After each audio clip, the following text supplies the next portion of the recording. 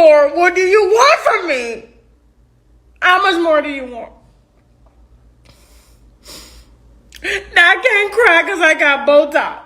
Y'all stop. Y'all know I'm getting old as fuck, so I got Botox. I can't cry. Alright, you kids get to bed, I get the storybook.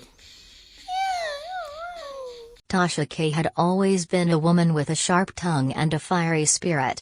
She was born in a modest neighborhood in Atlanta, Georgia, where she learned from a young age to stand up for herself and speak her mind. As she grew older, Tasha's unapologetic attitude and penchant for drama would propel her into the spotlight, but it would also lead her down a treacherous path. Tasha's journey to fame began on the gritty streets of Atlanta, where she hustled to make a name for herself. She started as a small-time blogger, creating content about the city's underground hip-hop scene. Her candid and often controversial opinions quickly gained her a loyal following, and she reveled in the attention. Tasha had a knack for uncovering the juiciest gossip and stirring up controversy wherever she went. In the early days, Tasha's videos were raw and unfiltered. She didn't hold back when it came to criticizing celebrities, and her ruthless commentary was both loved and loathed by fans and targets alike.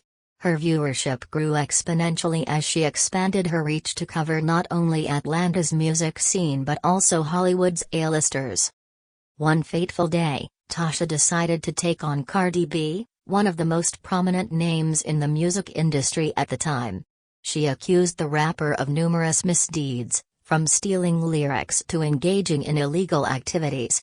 Tasha's allegations went viral, and the feud between her and Cardi B became a major headline. Cardi B was not one to back down from a fight. She filed a defamation lawsuit against Tasha K, seeking millions in damages for the harm Tasha's accusations had caused her reputation and career. Tasha was unfazed. She saw the lawsuit as an opportunity for even more attention and publicity. As the legal battle unfolded, Tasha continued to produce videos and podcasts, chronicling every step of her fight against Cardi B. Her audience grew larger, and her bank account swelled with the donations and sponsorships that poured in from supporters who saw her as a champion for free speech. Tasha reveled in the limelight, basking in the adoration of her fans.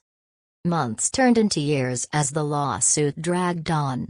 Tasha K's bank account dwindled as legal fees mounted, but she remained undeterred. She continued to fire verbal salvos at Cardi B, never once backing down from her accusations.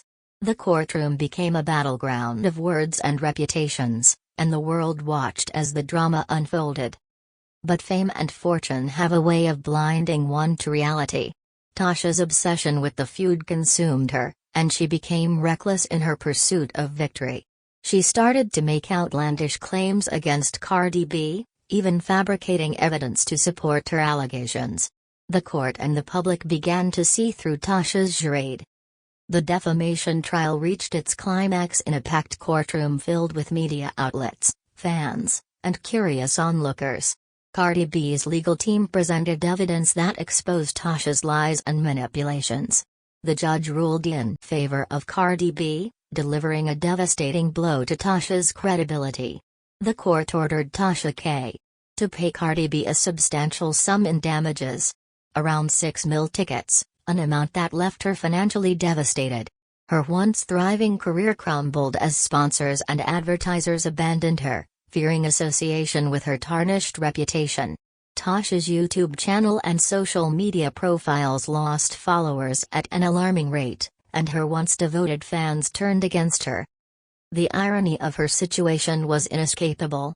Tasha K, who had risen to fame by critiquing and tearing down celebrities, had herself become a cautionary tale of the perils of unchecked power and the consequences of defamation. Her world unraveled, and she found herself filing for bankruptcy. The IRS, always relentless in its pursuit of unpaid taxes and debt collections, had sent multiple notices and warnings to the feisty YouTuber concerning payment to Cardi. But Tasha, in her determination not to pay that New York bitch shit, in her words, had tried everything she could to avoid the inevitable, and on one crisp winter morning, As the leaves fell gently from the trees, her and her husband were sipping tea in their cozy living room when a knock echoed through their front door. Tasha K, her heart racing, opened it to find a stern-faced federal agent named Mr. Anderson standing on her doorstep. "Good morning, ma'am," Mr. Anderson greeted her stone-faced, his tone carrying an undercurrent of terseness.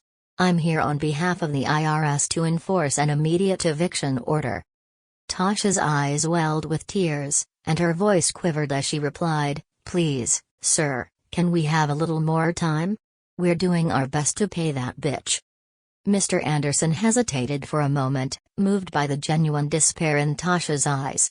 He had seen countless families facing the same predicament. "I understand how difficult this must be for you," the muscular agent said softly, "but my hands are tied.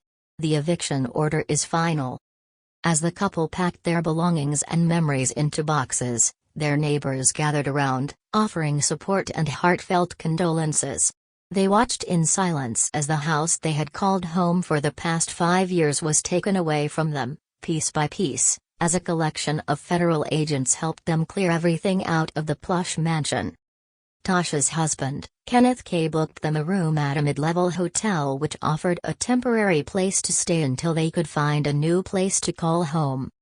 As a huge slap in the face, Cardi B decided to move into Tasha K's former mansion, even though it was twice as small as the one she and hubby Offset stayed in up in the Druid Hills neighborhood, as a symbol of her triumph over the woman who had tried to tarnish her name. The mansion, once a symbol of Tasha's success, was now a stark reminder of her fall from grace. It became Cardi B's trophy, a testament to her resilience in the face of relentless attacks. Tasha K was left with nothing but regret and a mountain of debt.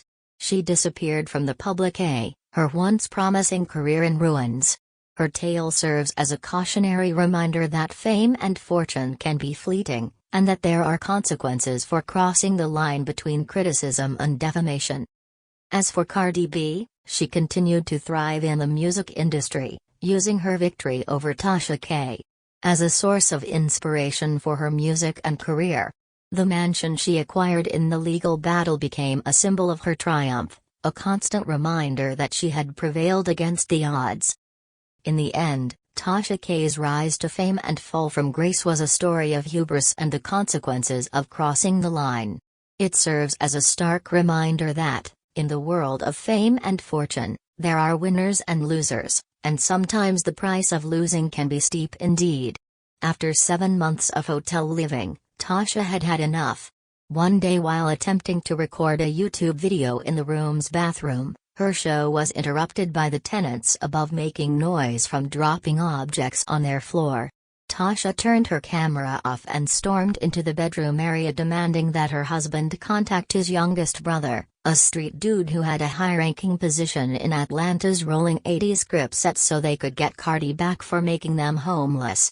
Being the total opposite of his gangster brother, Kenneth did what his angry wife told him to do, and a few hours later 6 men, some wearing all blue attire, stood in their hotel room discussing Cardi B.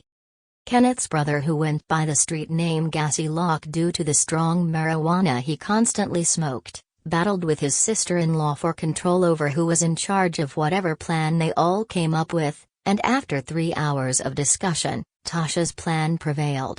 Cardi B and Offset had a joint concert date at State Farm Arena in a week, and this is where the Rolling 80s would dispatch a squad to take the sexy, Latina rapper, against her will, to a disclosed location where they would implement an extortion plan before unaliving her.